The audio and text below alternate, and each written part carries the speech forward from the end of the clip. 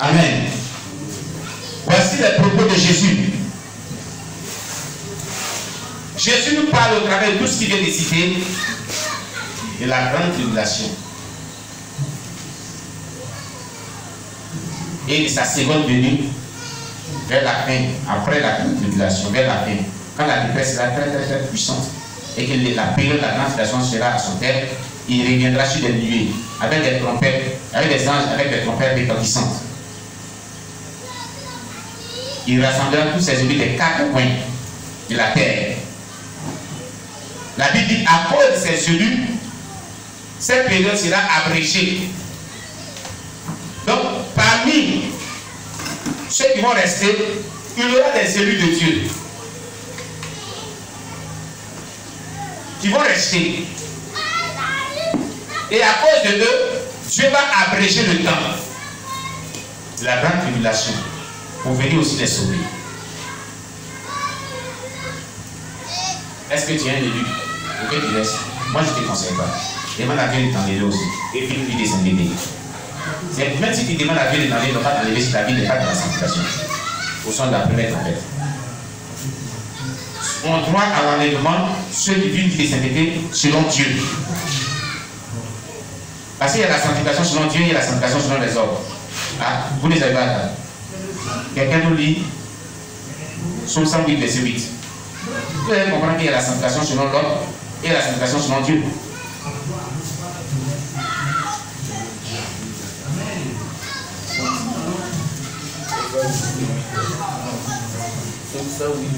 Oui, il faut lire.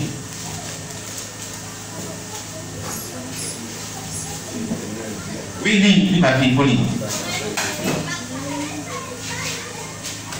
Psaume 108, verset 8. Psaume 108, verset 8. Oui. Dieu a dit, dans sa sainteté, je triompherai. Amen, ça nous suffit, c'est bon, le reste là, il n'en veut pas. Dieu a dit, dans sa sainteté, dans lui, sa sainteté, je triompherai. Ça veut dire que Dieu, lui, a sa sainteté.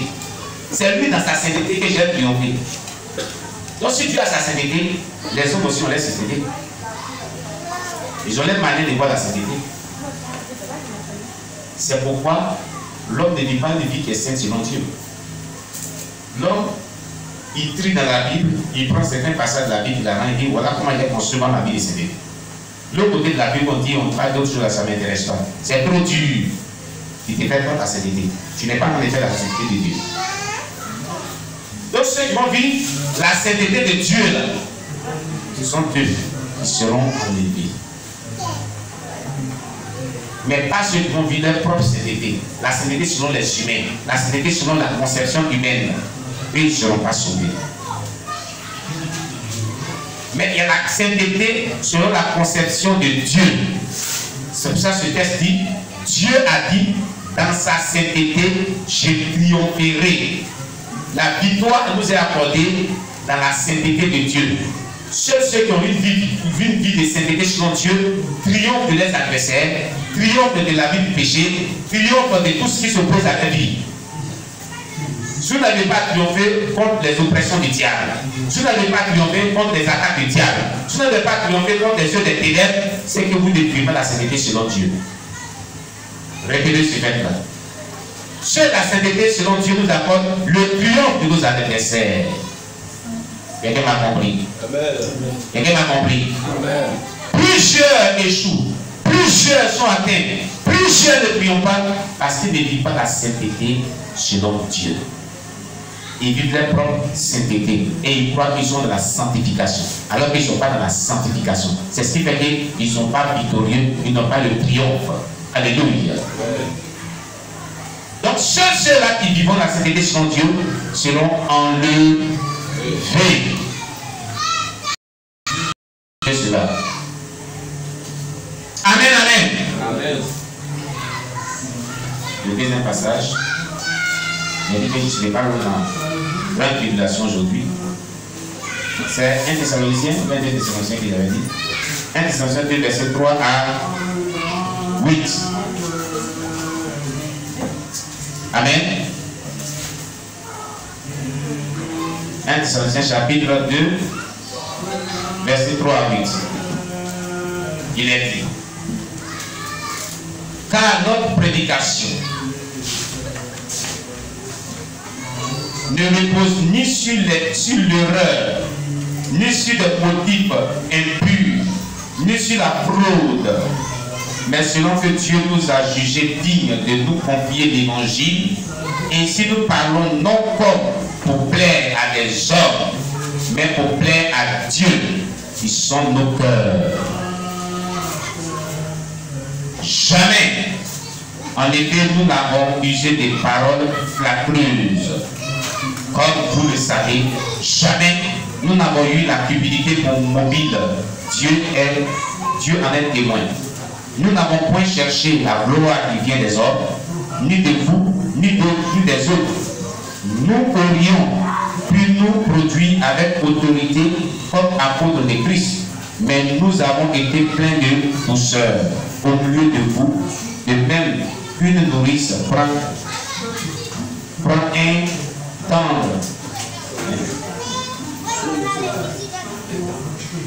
tendre soin de ses enfants.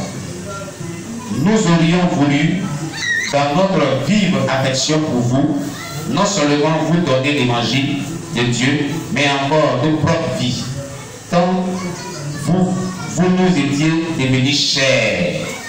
Amen. Ce message est adressé à tous les prédicateurs et à tous les chrétiens. L'apôtre Paul disait comment ils ont œuvré pour le Seigneur. Comment ils ont œuvré pour le Seigneur. Est-ce qu'il est en train de relater? Amen. Ils n'ont pas œuvré pour le Seigneur pour leur propre intérêt. C'est comme un sacrifice qu'ils ont fait pour les chrétiens. Un vrai prédicateur, voilà ce qu'il doit faire. C'est ce qu'il est dit ici. Amen. Voilà comment il doit vraiment œuvrer pour le Seigneur tout en recherchant les intérêts du peuple que de rechercher ses propres intérêts. En résumé, c'est ce que Paul nous a dit. Amen. Dieu nous bénisse. Je vais m'arrêter là. On acclame le Seigneur Jésus-Christ. On va baisser la tête.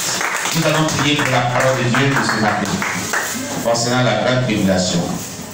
Dimanche prochain, on ira profondément dans les détails. Amen. Amen, amen. Amen. Voilà.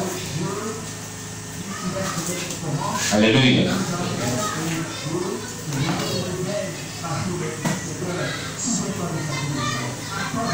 Que Dieu soit loué.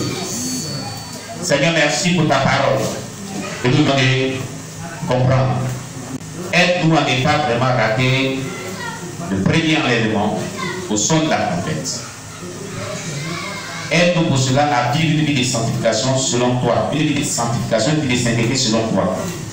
Aide-nous à nous confesser, à nous repentir de tout péché pour toujours et de nous donner cette vie de sainteté permanente pour toujours, afin de se préparer pour ton retour qui est imminent. Merci Jésus-Christ, au nom puissant de Jésus que nous t'avons prié. Amen. Amen. Alléluia. Dieu te bénisse. Alors, qu'est-ce que tu as compris? Sur quoi tu as attiré ton attention ce matin? Qu'est-ce que tu as retenu dans ces 3 messages qu'on a eus aujourd'hui? Oui, Fabien, qu'est-ce que tu as compris? Alors, si tu as compris quelque chose, viens ici, tu vas dire ici. On n'a pas besoin de Jésus, Fabien a levé son doigt. On va nous dire ce qu'elle a compris ce matin.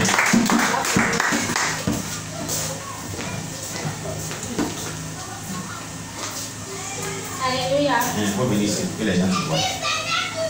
C'est concernant la délivrance. Concernant la délivrance. Où j'étais à Boukonda. Oui. Vraiment, les sorciers me fatiguaient. Je n'arrivais pas à dormir. Et je suis allée voir l'homme de Dieu. Il m'a dit, on va faire un moment de jeûne. Et il m'a dit, on va faire 3 jours pour être dessus. Je ne savais pas, il a fait 3 jours.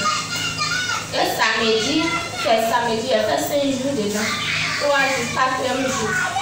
On allait à la délivrance. On a commencé à prier. Il était avec un frère. Le frère là, il y avait l'esprit qui était à moi. Quand il vient dire au nom de Jésus, c'est comme si ce qui sort dans sa bouche, c'est vrai. Il frappe mes souffles.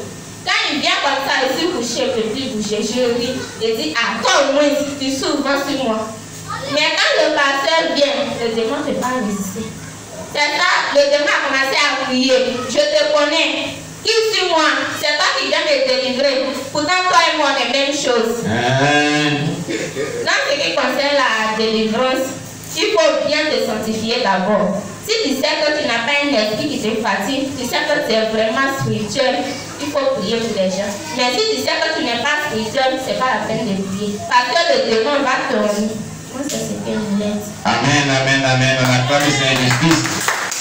Voilà pour la sœur Fabienne, ce qui l'a vraiment touché, ce qu'elle a compris. Amen. Oui. Qu'est-ce que tu as retenu? Qui d'autre? Oui.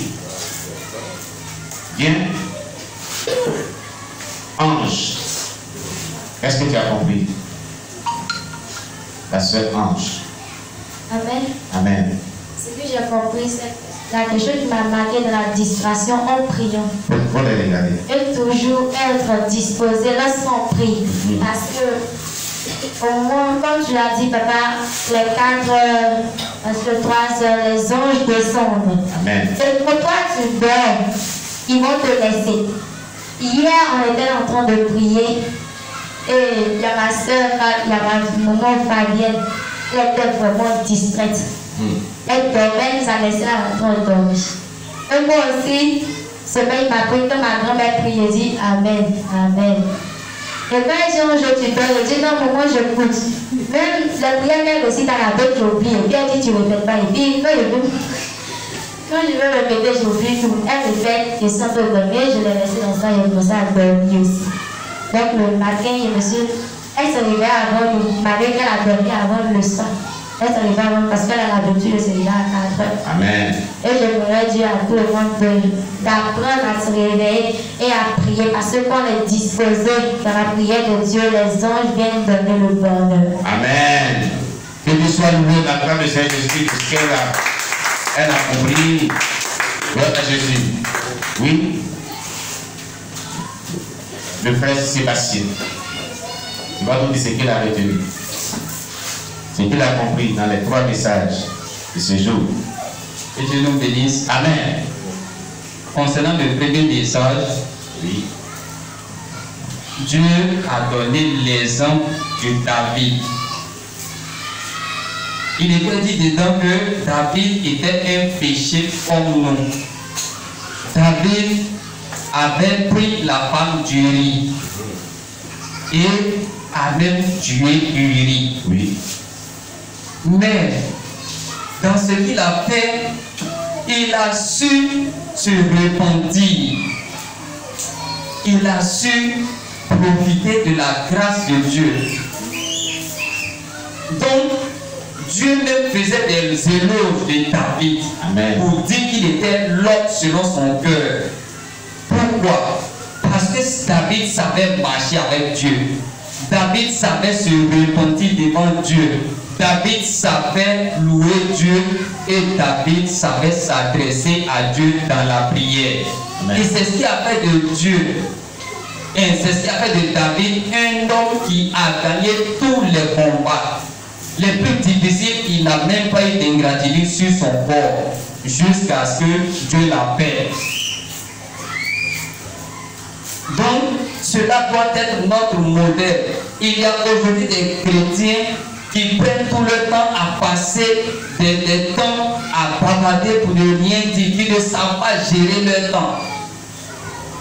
Et lorsqu'il arrive qu'ils doivent dormir, ils sont là en train de somnoler, ils disent des prières même jusqu'à battre Jésus dans leur fatigue. Un chrétien doit être discipliné, savoir quand est-ce qu'il faut prier. Et on a donné l'exemple d'un Job qui a dit que très tôt, Dieu visitait des personnes qui étaient en train de prier. Mais si toi tu es en train de dormir, Dieu va passer sur toi sans que tu ne reçoives ta bénédiction. Amen. Donc, un chrétien doit être discipliné, doit savoir vraiment comment s'adresser à Dieu. Un chrétien doit haïr le péché sur toutes ses formes. Amen. Parce que c'est ce qu'il fait qu'il y a une porte d'entrée du diable dans notre vie. Le chrétien doit haïr le péché sur toutes ses formes. Et c'est en cela, avoir une intimité avec Dieu. Donc c'est comme ça est-ce que David a vécu avec Dieu. Amen. Pour toi, peut-être tu n'as pas tué comme David l'a fait, pour toi tu n'as pas commis l'adultère. Mais pour tout ce que David avait vécu là, Dieu a trouvé qu'il était l'homme selon son cœur. À cause de ce qu'il savait louer Dieu, savait marcher avec Dieu, savait jeûner, David avait toutes ses qualités. David était humble malgré sa loyauté. Donc par rapport au deuxième message aussi, il était dit que il faut être vraiment sanctifié. Quand est-ce que tu n'as pas le don de guérison, n'exerce pas le domaine de la guérison. Lorsque tu n'as pas une vie de prière, ne te mets pas à délivrer une personne qui est possédée. Et c'est ainsi qu'on a donné l'exemple d'un homme qui est allé délivrer une sœur, seule à seule, dans un bâtiment. Dans un bâtiment qui, sa victime s'est mise en position d'Adam et de Ève devant lui. Et qu'ils sont allés vérifier que la sirène avait soumis celui qui délivrait à son monde. Alléluia. Et il est dit que si les délivrances doivent être opérées, il faudrait que les femmes exercent dans ce domaine. S'il s'agit de délivrer une fille, il faudrait que les femmes exercent ce domaine. S'il s'agissait d'un homme, il faudrait que cela soit exercé par les hommes. C'est vrai ce que papa a dit. Il arrive souvent que quand tu es en